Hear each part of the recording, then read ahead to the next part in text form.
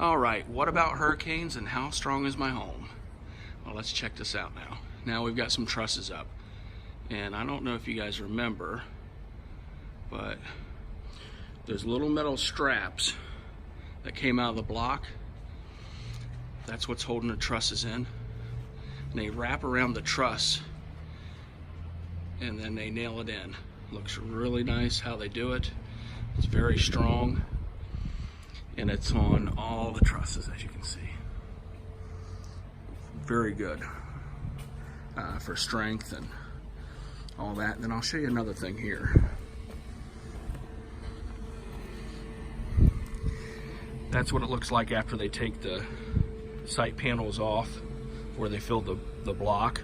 So we got good fill there. And then we use plywood on our roof structure. We do not use particle board. As you can see up there, it's all stacked and ready to go. And you can see those straps again. It's a little hard to see it from the ground. And then let's flip over here real quick so you can see it from a better angle.